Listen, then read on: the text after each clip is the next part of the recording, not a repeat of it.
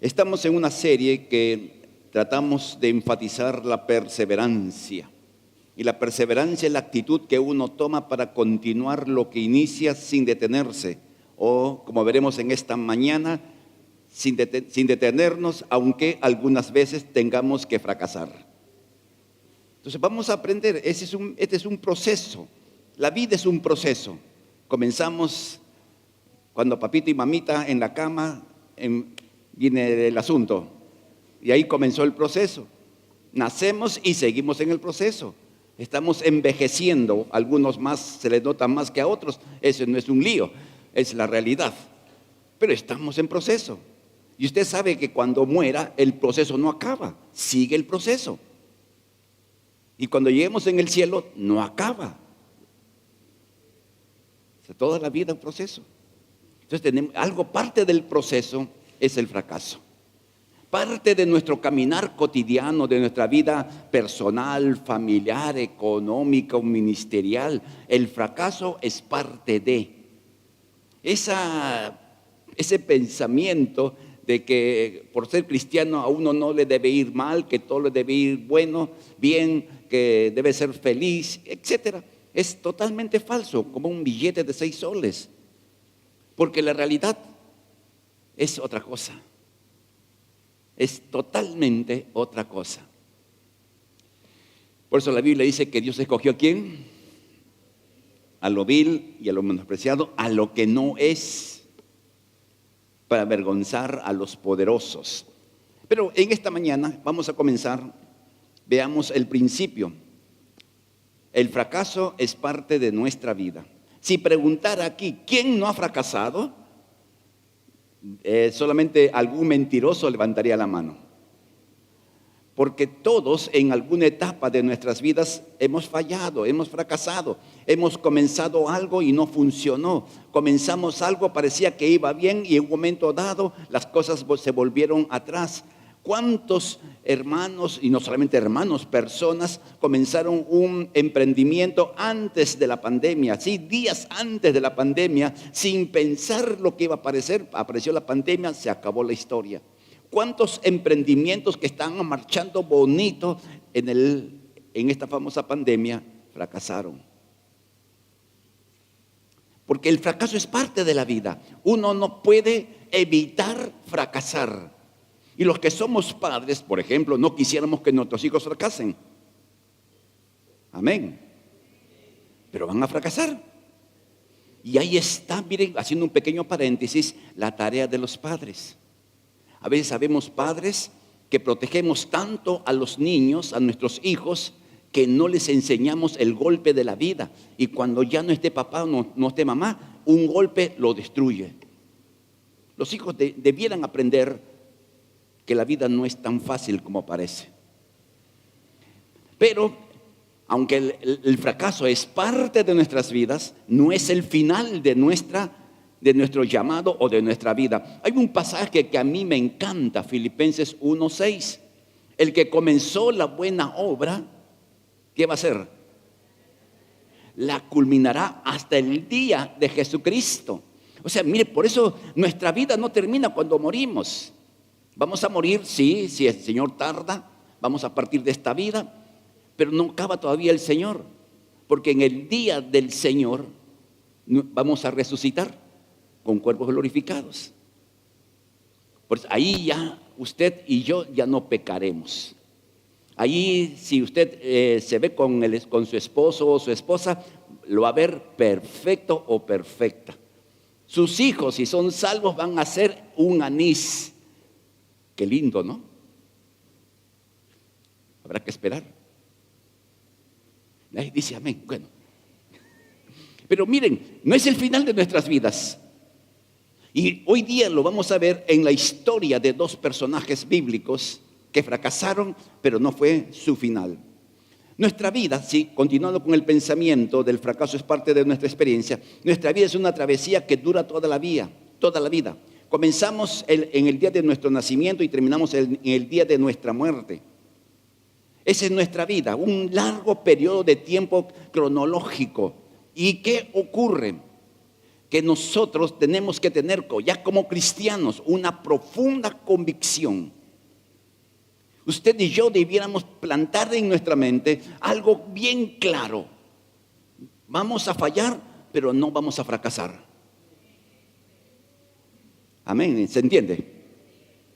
Vamos a tener resbalones, pero no nos vamos a quedar en el suelo. Miren lo que dice Pablo en Filipenses 3:13. No, amados hermanos, no lo he logrado todavía. Fíjese, el apóstol Pablo, que llegó hasta el tercer cielo y escuchó cosas que no le eran permitido decir a nadie. Él dijo, no lo he logrado. ¿Y cuánto más nosotros? Y podemos decir lo mismo, no lo he logrado.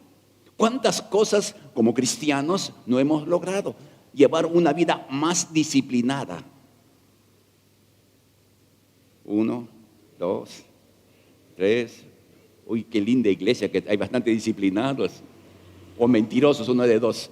Prefiero pensarlo mejor.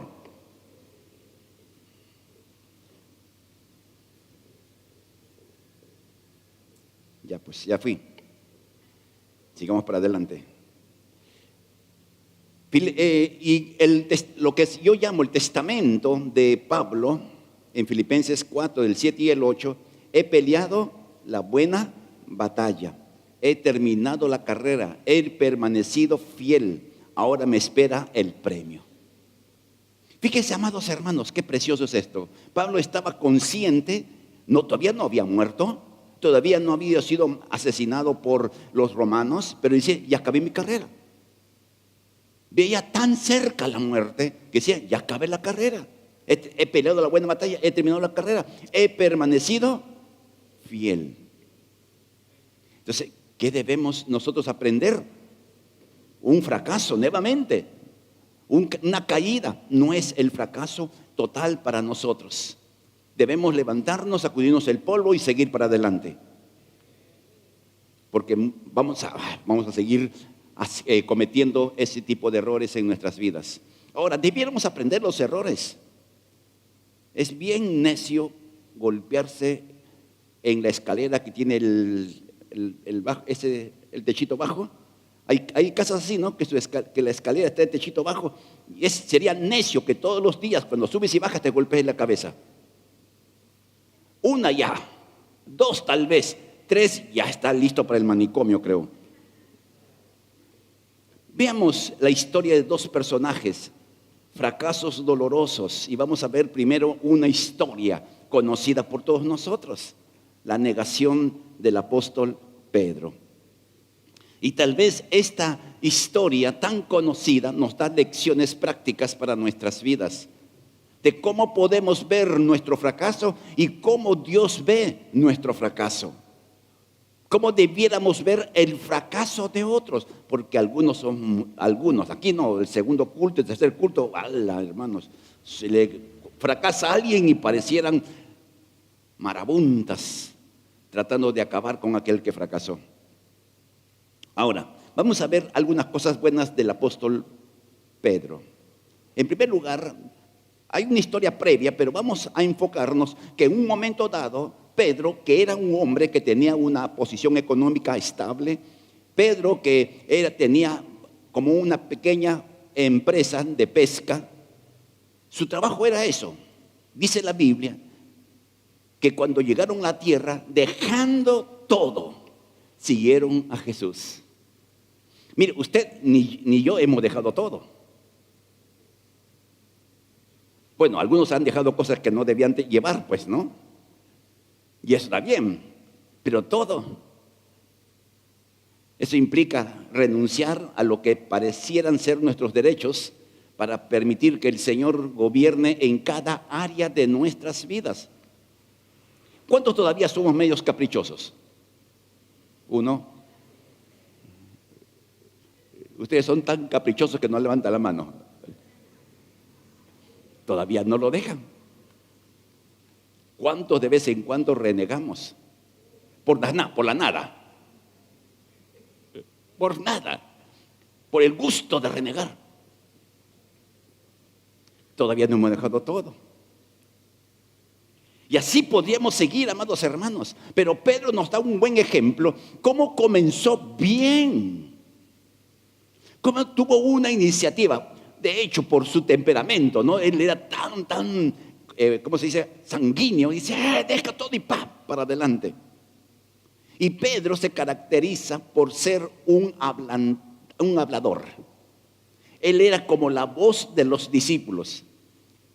Usted ha visto esos grupos de personas que se juntan, que siempre hay, oye, habla, dile, ¿no? Hay alguien que siempre hace la voz de todos. Ese era Pedro. Por ejemplo, cuando Jesús cuenta una parábola acerca de lo que contamina al hombre, entonces Pedro le dijo, explícanos la parábola. O sea, ¿por qué no dijo Tomás, que era medio incrédulo? O Juan, que era el discípulo amado del Señor. No, Pedro era la voz cantante en ese momento. Hay otro ejemplo. Señor, ¿cuántas veces tengo que perdonar? Porque Jesús dijo, estaba hablando acerca del perdonar.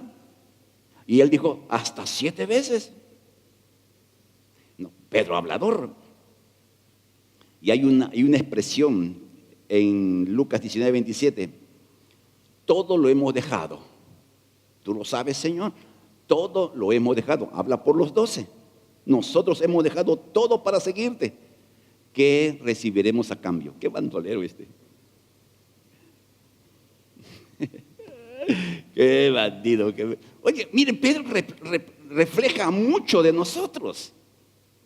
Que hacemos algo y esperamos algo a cambio de lo que hacemos. Ahí está Pedro siguiendo a Jesús, echando fuera demonios, predicando el evangelio, aprendiendo del Señor Jesús. Y él dice, ¿qué ganamos? Por eso Pedro, hay bastantes Pedros en esta casa. Amén. También bastantes Pedras. Sigamos viendo algunas cosas buenas de Pedro, ¿ok? Porque no solamente tenemos que ver lo que estuvo mal en él, sino también cosas buenas que podemos nosotros reflejar. Dejar todo, por ejemplo, ser preguntón, Señor, ¿cómo explícame esto? O preguntar a quienes conocen un poquito más, pastor o hermano, explíqueme este pasaje. No está mal quedarse con las dudas, quedarse con la incertidumbre. Es bueno preguntar. Ahora, tienes que preguntarle a alguien que sepa un poquito más que tú. Porque si no sabe más que tú, te va a engañar o te va a florear o te va a confundir. Pedro fue el primero que confesó que Jesús era el Cristo. Tú eres el Cristo, el Hijo del Dios viviente. Cuando le preguntan, ¿y ustedes qué dicen que soy? Algunos decían que era un profeta, que era Elías, etc. Y les preguntan, ¿no? ¿Y ustedes qué piensan de mí? ¿Qué dicen que soy yo? Y Pedro se levanta y tú eres el Cristo, el Hijo del Dios viviente. Y esa verdad no fue porque Pedro comenzó a pensar, ¿qué será Jesús? La Biblia dice que el Espíritu, Dios mismo, le reveló a Pedro quién era Jesús. O sea, en ese momento, Pedro estaba tan conectado con Dios que Dios encontró el canal para hablar a través de Pedro. Oiga, qué tremendo, ¿no? Imagínese que usted hable y no sea su pensamiento o su idea o su concepto, sino Dios a través de nosotros. Porque eso lo dijo Jesús. No te lo reveló carne ni sangre. Sí, no se te suba el humo a la cabeza. Eso mi Padre te usó tu boca para hablar. Ay, qué precioso. Que Dios permita, amados hermanos, que Dios hable a través de nuestra boca. En la Biblia hay una historia en el libro de Hechos, no recuerdo exactamente, era un personaje judío que dio un discurso al pueblo y la gente decía, voz de Dios y no de hombre. Y él se y ¡pum! Murió, agusanado, creo, si mal no recuerdo. Otra cosa más, Pedro junto con Santiago y Juan eran los amigos íntimos de Jesús. A donde iba Jesús a hacer algo especial, como, por ejemplo, como resucitar a la hija de la viuda a la hija de Jairo, ahí los tres. Cuando estuvo en el monte de la transfiguración, ahí estuvieron los tres. O sea, el Señor Jesús le dio a Pedro un privilegio de andar a su lado. ¿Recuerdan ustedes la noche en el huerto de Getsemaní? ¿A quién llamó Jesús para que le ayuden a orar? A Pedro, a Santiago y a Juan. ¿Y qué hicieron estos tres? Se durmieron. Pero el asunto está, ahí está, en ese grupo selecto. Eran, por decirlo de alguna manera, los patas del Señor Jesús. Y de esos tres, Juan era el discípulo amado. Pero miren, ¿qué posición la de Pedro? Pedro haciendo cosas buenas. Y un día Jesús dice, uno de ustedes me va a entregar. Esa profecía. Me va a traicionar, me va a entregar, me va a vender. Ahora, ¿qué ocurre? Todos dijeron, ¿seré yo, Señor? Porque cada uno comenzó a preguntarles. Por eso yo considero que Satanás trabaja sobre grupos. Porque la misma idea metió a los 12. Y Jesús, ya conocemos la historia. Y Pedro dijo, aunque otros te negaren, yo jamás, mi vida doy por ti. Hasta una espada se consiguió por si acaso. Y es toda una historia ahí, detrás de esa historia impresionante. Ahora, miren, ¿cómo caminó al fracaso? Un hombre como Pedro, que caminó sobre el agua. Un hombre como Pedro, que hizo milagros, que echó fuera demonios, que predicó el evangelio. Como un hombre como Pedro, que Dios lo usó para hablar una verdad de parte del Señor. ¿Cómo es que fracasó? ¿Y cómo es que nosotros pudiéramos fracasar en nuestro caminar cristiano? Veamos algunos detalles. Autoconfianza. Pedro se creía Superman, ni la kriptonita le afectaba. Por eso él dijo, aunque todos los demás te abandonen, yo nunca lo haré. A pesar que Jesús le había dicho que todos van a fallar, que todos se van a salir huyendo. Pero dijo, no, Señor, esos serán ellos, pero yo, calidad. A veces tenemos que confiar en nosotros mismos. Pero si escuchamos una voz de Dios advirtiéndonos de algo, es necedad hacer aquello que Dios prohíbe. O aquello que Dios dice. Jesús le dijo, vas a fracasar, Pedro. Vas a fracasar, Juan. Todos van a fracasar. Y él pensó que no lo iba a hacer y ya conocemos la historia. En segundo lugar, Pedro se descuidó en la oración. Recuerden, hemos dicho hace un momento, le dije, ayuden, acompáñenme y oren conmigo. 1 hora de oración. Y en las 3 oportunidades, Pedro, Santiago y Juan, ¿cómo estaban? Durmiendo. No pudieron velar conmigo ni siquiera 1 hora. Estén alerta y oren. Y miren, le dice, para que no caigan en la tentación. Entonces, un camino al fracaso que pudiéramos nosotros tener, amados hermanos, es que nos descuidamos de nuestros tiempos preciosos de oración. Como iglesia, tratamos de apoyarles a ustedes los días de lunes a viernes a través del Facebook. Usted puede estar haciendo sus cosas, haciendo su desayuno, haciendo sus cosas con su celular, su tablet, su laptop o su PC o en la televisión, si tiene televisión inteligente, escuchando. El que te preside, oramos por el hermano fulano y tú ahí haciendo tu cosa, amén Señor, sánalo, amén Señor, prospéralo, amén Señor, guárdalo, amén Señor, bendícelo. Solamente escuchando y afirmando con nuestro amén o hazlo Señor, etcétera. Estamos en ese conectados con un gran número de hermanos que oramos todas las mañanas de 6 a 7 de la mañana. Así que usted, amado hermano, escuche el consejo de Dios. Ahora, veamos un detalle más, saltando, seguir a Jesús de lejos. ¿Cómo podemos aplicarlo a nuestras vidas en el camino a un fracaso?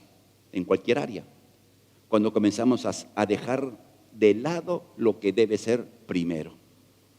Cuando comenzamos a seguir un camino donde lo importante no es importante para nosotros. Donde lo que es irrelevante muchas veces se convierte en el foco de nuestra atención. Por ejemplo, ¿ver televisión es malo? ¿Qué dice usted? ¿No es el cajón del diablo? No es malo ver televisión. Su pastor ve televisión. Y eso no significa que uno sea pecador.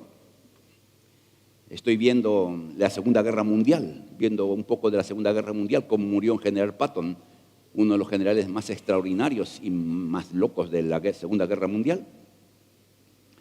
Un poco de cultura.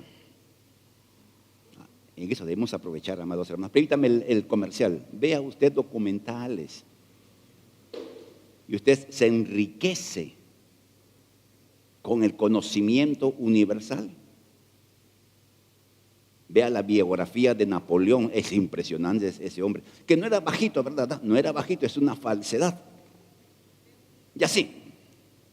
Pero ¿cuándo se convierte en pecado la televisión? Disculpe, ¿cuándo se puede convertir en pecado la televisión? ¿O ver televisión? Cuando nos quedamos viendo televisión, descuidando, por decir, nuestro tiempo con familia. Usted pensaba que iba a decir venir a la iglesia. O sea, la televisión se convierte en más importante que la familia. Ok. Ya ustedes entendieron, pues ustedes como son calidad, ustedes no hacen eso. Ustedes no prenden el televisor cuando almuerzan o cenan o desayunan y no tienen el televisor en el dormitorio. Un amén. Cuesta apagar el televisor cuando estamos almorzando. Cuesta. Estamos tan condicionados con una cultura que nos separa, que nos aísla. Porque cuando está la televisión prendida en cualquier tipo de programa, usted está viendo o escuchando y está desatendiendo, salvo las mujeres que tienen 50 oídos por todo sitio. Entonces, ¿qué pasó con Pedro? Seguía de lejos. Y en nuestro compromiso espiritual, amados hermanos, nuestro seguir a Jesús no debe ser cuando tengo problemas, o cuando estoy mal, o cuando tengo una necesidad, o cuando tengo tiempo. Hoy día tengo tiempo, no tengo nada que hacer, me voy a la iglesia. Ese es seguir de lejos a Jesús. Ese fue el proceso para Pedro como hombre que llegó a unas alturas y cayó a unas profundidades tan tremendas. Y ya lo conocemos. 3 personas le preguntaron: ¿tú eres seguidor de él?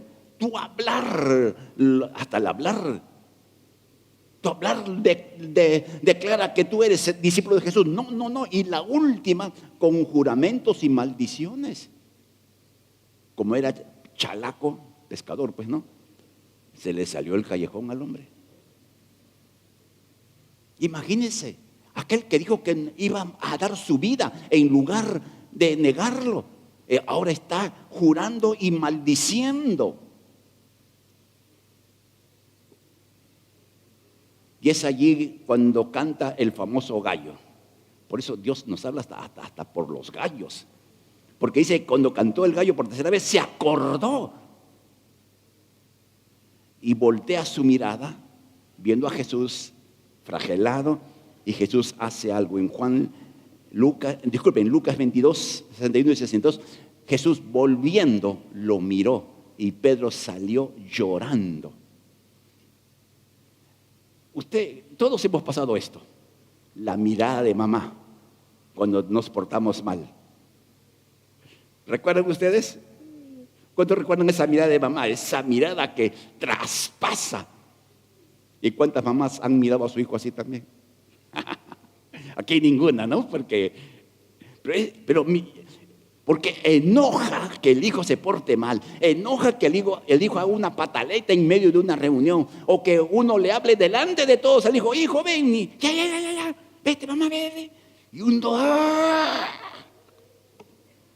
algo así, ¿no?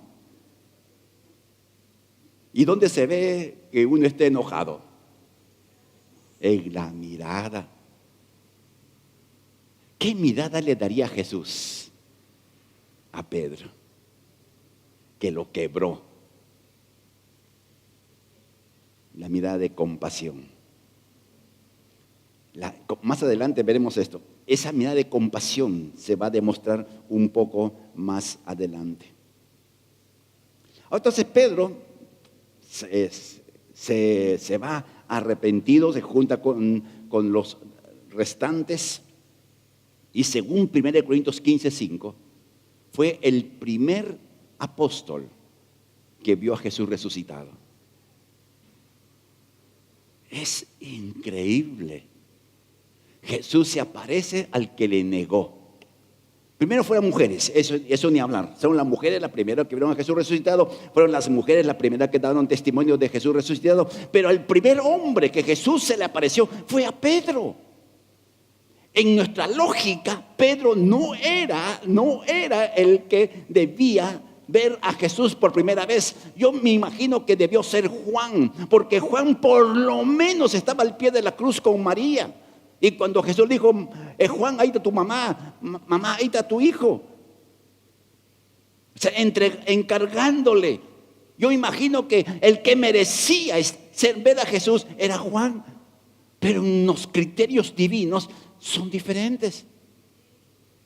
Aquel que menos merecía, que era Pedro, es aquel que recibió la bendición de ver a Jesús resucitado por primera vez. Por eso el fracaso de Pedro no fue un fracaso total. Esa mirada ya comienza el camino de retorno y de restauración. El que se aparezca a Pedro. Qué impresionante. Amén, hermanos. Y el Señor hace eso con todos nosotros. Cuando fallamos, cuando fracasamos,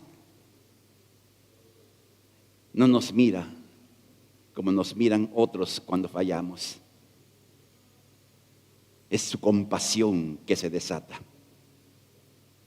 porque Él murió por nosotros. Y en esa bondad nunca nos abandona, nunca nos deja. Ahí está, ahí siempre el Señor estará. La Biblia enseña que después que Jesús resucitó, se le apareció a los discípulos, Pedro pensó, yo ya no sirvo para apóstol, y volvió a la pesca. Es decir, él pensó, ya aquí mi vida terminó. A pesar de la mirada de Jesús, a pesar de que Jesús se apareció por primera vez a él, al primer hombre, él dijo, no merezco. Y hay un pasaje en Marcos 16:7 que si uno lo leyera con un poco de detenimiento, lo entendería. Jesús dijo, digan a los discípulos y a Pedro que los espero en tal lugar. Cuando Jesús dijo, díganle a los discípulos y a Pedro, entonces Pedro, ¿qué cosa? Ya no era discípulo.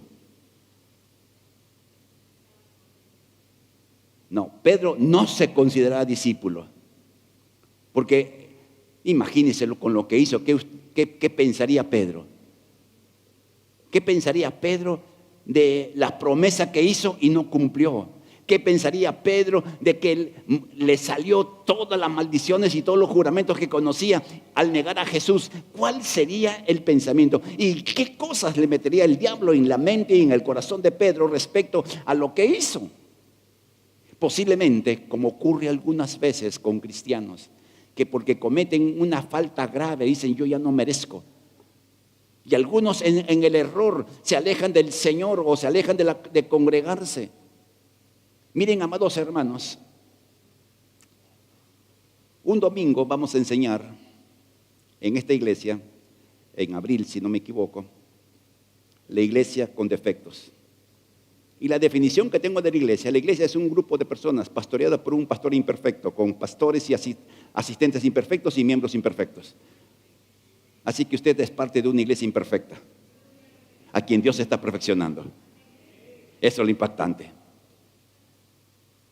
Entonces, Si usted fracasa, no interesa qué nivel de fracaso. ¿Sabe usted que el crimen, el asesinato con la mentira están a la par? Si la Biblia dice, si el que no ama, ¿qué cosa es? ¿El que no ama qué es? Homicida. O sea, si usted tiene una cosa contra alguien así en su corazón que todavía no sabe trabajarlo bien, usted es un asesino, lo busca la policía de investigaciones. Pero el punto es este, amados hermanos, el Señor restaura. Dice, tú piensas que no eres discípulo, pero dígale, Él también. Yo imagino los discípulos, Jesús ha dicho que vayamos, vayan ustedes, yo no. No, el Señor ha dicho que tú también vayas. ¿Qué? Él ha dicho eso, ha dicho. Acá está la grabación, por si acaso. No vaya a dudar. Qué lindo es Jesús, amados hermanos. Él jamás deja inconclusa una obra que ha comenzado. Y si el Señor ha comenzado en tu vida una obra, el tiempo que fuera atrás, el Señor sigue y seguirá trabajando en tu vida. Él no se cansa, Él no se aburre de ver nuestros fracasos y errores. No los justifica, por cierto, pero no abandona su tarea. Luego encontramos el pasaje clásico de Juan 21 cuando el Señor Jesús restaura a Pedro. Simón, hijo de Jonás, ¿me amas? Y Jesús, sí, Señor, te amo. Segunda, o sea, Pedro era lentito. Por eso, miren, amadas hermanas, las esposas habló. Entienda, su esposo no escucha la primera vez, ni a la segunda. ¿Ok? No es que seamos torpes o lerdos, no, amados hermanos. No es así. Ahí está Pedro. No le está hablando cualquier persona. Le está hablando el Señor Jesús. Y usted no es, a menos que se llame Jesús, ¿no? Pero bueno. La segunda vez, Simón, hijo de Jonás, ¿me ama? Sí, Señor, te amo. Y la tercera vez, Simón, hijo de Jonás, me ama, entristecido porque le dijera por tercera vez, porque allí recién, mire qué lentito somos a veces los hombres para relacionar las cosas. Ahí recién entiende que 3 negaciones y 3 preguntas. Y a cada respuesta que Pedro le daba, apacienta mis corderos, apacienta mis ovejas, apacienta mis corderos. ¿Qué le está diciendo? Miren, amados hermanos, lo que el Señor Jesús está haciendo, restaurando su vida a su ministerio. No perdió el ministerio de ser apóstol por el fracaso que él había tenido al negar al Señor Jesús. Esto es impresionante en la vida de Pedro. ¿Lo merecía? No. ¿Se lo ganó? Tampoco. ¿Por qué lo hizo el Señor Jesús? Única y solamente por gracia.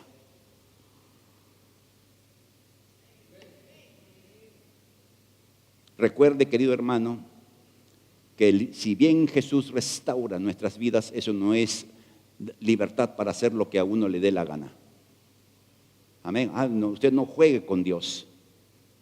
La Biblia enseña que es horrenda cosa caer en manos de un Dios vivo. Y no está hablando a los no creyentes. Es la carta a los hebreos hablando a creyentes. Creo que un día tendremos que hablar sobre el juicio de Dios en la iglesia. El juicio comienza por casa, dice la palabra del Señor. Ay, Dios mío, agárrate. O sea, todo lo que estamos acá, amados hermanos. O sea, no es licencia para pecar o para fallar el hecho de que Dios nunca me va a abandonar. No, amado hermano. Ok, quedó claro. A ver, veamos otro ejemplo rápido. Juan Marcos. Juan Marcos es mencionado por primera vez en el libro de Hechos 12:12. Y era la casa donde era una casa de oración. Como tenemos nosotros iglesia en casa, eso era la casa de la mamá de Juan Marcos. Entonces ahí vivían y ahí hacían oración. Era un grupo de oración y oraban por Pedro. ¿Recuerdan ustedes cuando Pedro fue metido en la cárcel y salió de la cárcel, etcétera? Entonces ahí está Juan Marcos. Entonces Juan Marcos es un creyente, joven, metido en la oración. Ahora, en Hechos 12:25, Pablo y Bernabé deciden llevarse a Juan Marcos para en ser entrenado en el ministerio. Pablo vio algo especial en este muchacho que dijo, este tiene madera para ser algo más que un simple creyente o un simple discípulo. Vamos a entrenarlo. Y lo llevó. Y lo llevó nada más. Lo llamó para que sea entrenado, sea enseñado por Pablo. Qué privilegio para Juan Marcos. Más adelante, en el primer viaje misionero, en Hechos 13:5, dice la Biblia que llevaron a Juan Marcos para que sea su ayudante. No para que predique, para que sea su ayudante. Entonces, ¿qué cosa hacía Juan Marcos? Un diácono servicial, encargado de los detalles, encargado de cargar la maleta, como siempre menciono, encargado de traerle su cafecito que hoy día no me han dado. ¿Dónde está el libro de reclamaciones? Ay, Dios. Es bromas que hacemos, ¿no? Entonces, miren, estamos viendo que Juan Marcos comienza como un creyente orando. Luego es llevado a ser entrenado sin saber para qué servía. Luego Pablo ve en Juan Marcos alguien que le podía ayudar en los detalles minutos del ministerio. Hasta allí Juan Marcos se parece a muchos hermanos de la IBE Callao que conozco. Nadie dice amén. Ahora, y se van en el viaje misionero, avanzando en esta historia, se van en el viaje misionero y Juan Marcos en medio camino decide abandonar a Pablo y a Bernabé, que era su tío. Dice, esto no es para mí, esto no es conmigo, te equivocaste, Pablo. Y Pablo, que era un hombre de armas tomar y medio cruzado de vez en cuando. Sí, medio cruzado era. Gracias a Dios que su pastor no es como Pablo, sino habían algunos descabezados. Se volvió, no sabemos por qué. Yo tengo la impresión que extrañaba a su mamita. Porque no menciona a su papá, menciona a la mamá. ¿No? Posiblemente. O de repente tenía por ahí un corazón que estaba tratando de conquistar y como no había, ¿cómo se llama? No había internet por donde estaba, no podía comunicarse. Y se volvió a Jerusalén. Entonces, Pablo, yo me imagino que Pablo dijo, ¿y este qué se ha creído?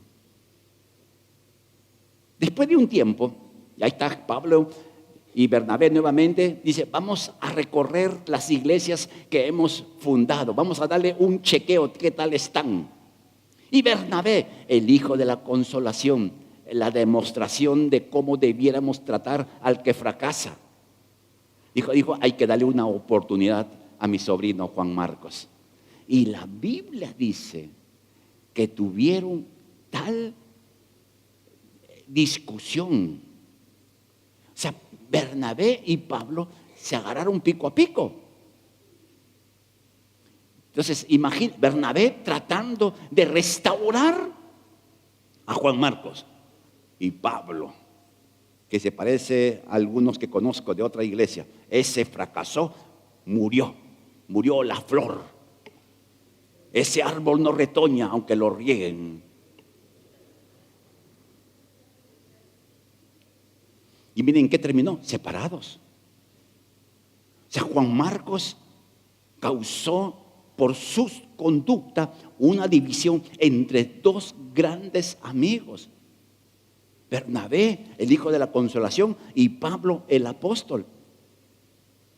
La razón, amados hermanos, es que Pablo tenía una valla bien alta para quienes debían servir. Si fallas, ya fuiste. Tienes que ser calidad. Si no eres calidad, ni te asomes. Como Pablo había sido un judío así estricto en todo lo que es la ley, se convirtió en un cristiano estricto en todas las cosas. Y cuando veía a alguien fallar, ¡pua!, fuera. Qué terrible. Por eso Pablo tiene cosas bonitas, pero también tiene sus cosas. A mí no me agrada la forma como trató a Pedro, delante de todos. No es digno lo que tú haces. Según la estructura bíblica, ven Pedrito, te tengo que conversar, estás cometiendo un error.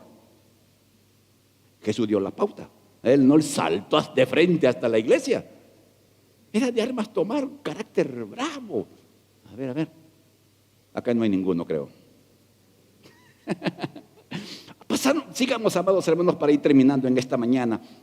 Pasaron los años y no sabemos qué pasó. Los golpes ablandaron a Pablo. Todo lo que le pasó ablandó a Pablo. Su corazón se comenzó a hacer como el corazón del Señor Jesús. O sea, un carácter tan fuerte de Pablo se convirtió en un carácter dócil como el de Jesús. Por eso él tuvo la osadía de decir: imítenme a mí como yo imito a Cristo. Y aquí está el testimonio. Pablo llama en Filemón. Filemón es un libro de la Biblia, por si acaso, lo llama mi colaborador. Ya no un ayudante. Ya no es que él cargaba maletas, el que le llevaba el cafecito, no. Ahora era un colaborador, alguien que estaba haciendo lo mismo que hacía Pablo. Entonces el fracaso que tuvo Juan Marcos no fue fracaso. En algún momento, posiblemente por el trabajo de Bernabé, Juan Marcos sobresalió en su vida y en su ministerio. Se desató el ministerio de Juan Marcos en las manos del Hijo de la Consolación. Así debiéramos ser los que somos pastores, unos Bernabés, hijo de consolación. Si alguien fracasa, no poner la bota encima de él. Si los que somos padres, nuestros hijos fallan, amados hermanos, y a veces de maneras que no nos agradan. Y es muy fácil condenar. Más complicado restaurar. Amén, hermanos. Que Dios permita que seamos como Bernabé. Al final del ministerio, cuando ya Pablo estaba cerca para morir, dice: pide que Juan Marcos venga a donde estaba Pablo, porque me es útil en el ministerio. Cuando Juan Marcos abandona a Pablo, para Pablo, ¿qué cosa sería? Un inútil. Y luego, más adelante, me es útil en el ministerio. Qué impresionante. El fracaso no es fracaso si uno no se queda en el suelo. O si hay una mano amiga que nos levanta y que dice: caminemos una milla más, caminemos 1 kilómetro más, intentémoslo otra vez. Yo tengo un concepto: el fracaso no es fracaso cuando uno se levanta y sigue adelante. El fracaso es fracaso cuando uno fracasa y se queda viviendo en ese fracaso y no se levanta. ¿Cómo termina la vida de Juan Marcos? Escribe el Evangelio de Marcos. Imagínese usted, escribiendo el Evangelio de Marcos. Y cuando leemos el Evangelio de Marcos, es cortito, 16 capítulos. Él narra así, rápido. Precioso Evangelio. ¿Cómo terminó alguien que en un momento de su vida fracasó abandonando la tarea que le fue asignada? ¿Cómo terminó? ¿Y cómo podemos terminar, amados hermanos, si fracasáramos algún momento? Podemos terminar si nosotros nos rendimos, si no nos levantamos, si no lo intentamos otra vez, podemos terminar como fracasados reales. Pero si nos levantamos e intentamos una y otra vez, podemos terminar como Juan Marcos, escribiendo una historia de vida de la gracia de Dios actuando en nosotros. Terminemos en esta mañana con una pauta. Proverbios 24:16. Este texto ha sido durante muchos años mal citado, usado de manera inadecuada. Hasta una canción ha habido de este texto mal mencionado. 7 veces cae el justo y el Señor lo levantará. No dice así. En todas las versiones que ustedes puedan leer, yo uso en esta mañana la Nueva Traducción Viviente, los justos podrán tropezar 7 veces, pero volverán a levantarse. No dice que Dios lo va a levantar, no dice que Dios te va a levantar del polvo. Hay una iniciativa personal, una decisión personal. Si fracaso y soy consciente de mi fracaso, me debo levantar. Si fallo en lo que fuera, amado hermano, debo levantarme. Así que, amado hermano, si por alguna razón extraña, por cierto, usted ha fracasado, no se quede allí en el polvo. Levántese, levántese. El ejemplo de Pedro, el ejemplo de Juan Marcos y de cuántos personajes bíblicos más nos podrían enseñar que el fracaso es parte de lo que Dios permite para llevarnos a donde Él quiere. De pie, por favor, si fueren tan amables.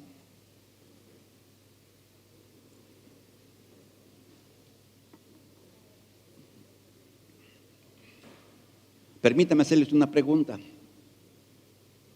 ¿Qué tal si inclinan su cabeza y cierran sus ojos, por favor, si fueren tan amables?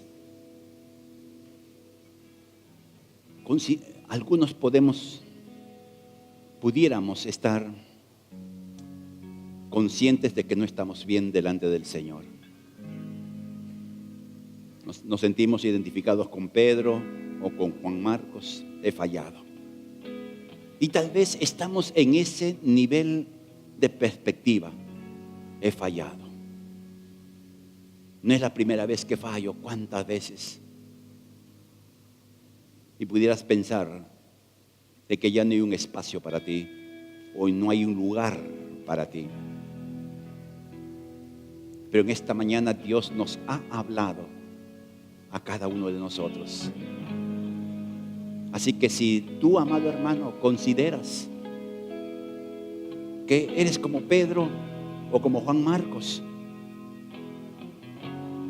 lo de Pedro es peor que lo de Juan Marcos, pero igual fallaron. Si te ves así en esta mañana, allí donde tú estás en tu lugar, puedes decir: me voy a levantar y voy a intentarlo una vez más. Porque ahí está la mirada del Señor, mirándote no con enojo ni con cólera, ni trayendo a la memoria lo que haces. Ahí está la mirada compasiva de Jesús, que quiebra nuestro corazón, que Él nos mire con compasión a pesar de que no merecemos. O ahí está la mano compasiva de un Juan Marcos, que te dice: levántate, hermano, levántate, hermana, no te quedes en el suelo, levántate. Así que, amado hermano, usted en su corazón puede decir: ya me cansé de estar en el suelo, me voy a levantar y voy a intentarlo una vez más. Ahí usted haga ese tipo de oración en su corazón, querido hermano, querida hermana. El suelo, el fracaso no es el lugar de mi descanso. El fracaso no es el lugar cómodo para mí. Es el peor lugar donde estoy. Así que me voy a levantar para vivir en la victoria que Cristo me ha dado. Y el hecho que te levantes te hace victorioso en una circunstancia. Y en cuantas veces pudieras fracasar, levántate, amado hermano. Levántate. Y puesto en pie, sé perseverante. Sé perseverante y continúa hasta el final. Amado Dios y Padre, tú conoces el corazón de cada uno de los que estamos aquí. Tú conoces, Padre, cuál es la situación. Y cuántos de los que estuviéramos acá en esta mañana pueda ser que estamos mordiendo el polvo del fracaso.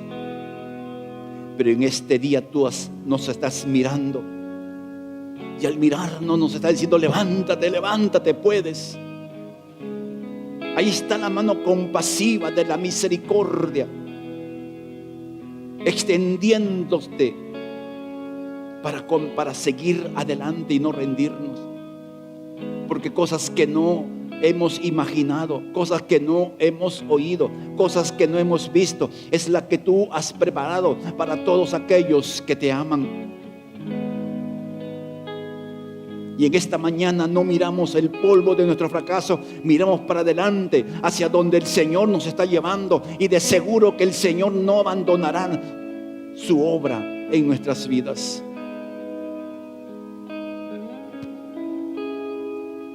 Fortalece la vida de cada hermano que necesita fuerza para levantarse y continuar. Fortalece el corazón y ayúdalos en su mente, en sus pensamientos, a mirar para adelante, a considerar que tú eres un Dios que tiene miradas tiernas a aquellos que se levantan. Gracias, Padre. Gracias. Gracias. Agradezca usted al Señor, amado hermano. Si usted ha sido creyente que ha fallado alguna vez en su vida y se levantó, puede decirle: gracias, Señor. Gracias, Señor. Gracias, Señor. Hoy estoy de pie, sostenido por tu mano, por cierto. No me abandonaste ni me dejaste en el polvo. Hablaste a mi corazón y nos levantamos. Y hoy estamos aquí, avanzando día a día. Gracias, Padre. En el nombre de Jesús. Amén. Amén. Dios los bendiga, amados hermanos. Pueden sentarse.